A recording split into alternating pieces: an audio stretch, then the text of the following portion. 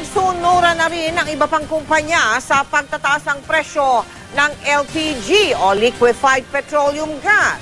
Ang kada tangke ng LPG, posibleng pumalo sa ₱900. Nakatutok si Bernadette Reyes. Namumulot ng mga pira-pirasong kahoy at tangkay ng puno si Rico Liera.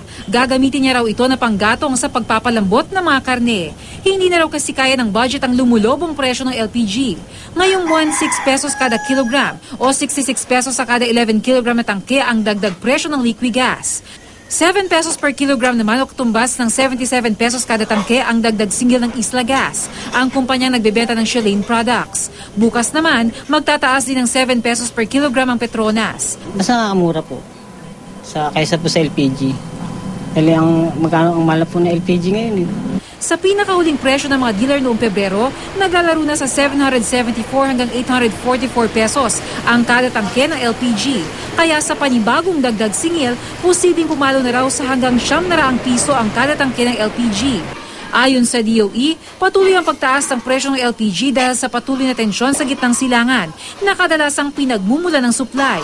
Mataas pa rin ang demand ngayon dahil nakakaranas ng taglamig sa ibang bansa. Pero may pakiusap ang ahensya sa mga LPG companies. Kung talagang malaki siya, aapila ang gobyerno na i-stagger nila. Huwag namang biglain kasi mukhang kung ang magnitude niya is more or less yung last month, parang sobrang sakit na yun, no? Na sunod na buwan, ganun na naman. Kapag tumataas ang presyo ng LPG na ginagamit sa panluto, tumataas din ang presyo ng auto LPG. Pero ayon sa DOE, mas murang alternatibo pa rin daw ito kesa sa diesel o gasolina.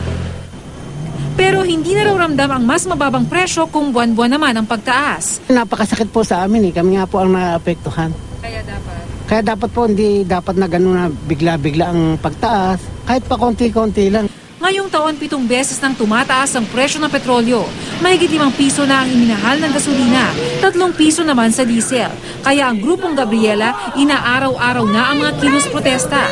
Hirap na raw ang kababaihan sa ating lipunan sa pagbabudget sa taas ng produktong petrolyo. Protestang muntik mauwi sa pakikipag-away sa pulis.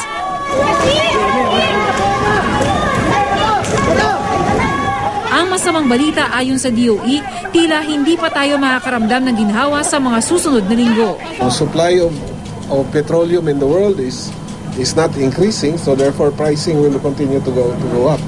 Today, we're experiencing unusual increases because of the present situation in the Middle East. Bernadette Reyes, Nakatutok, 24 Oras.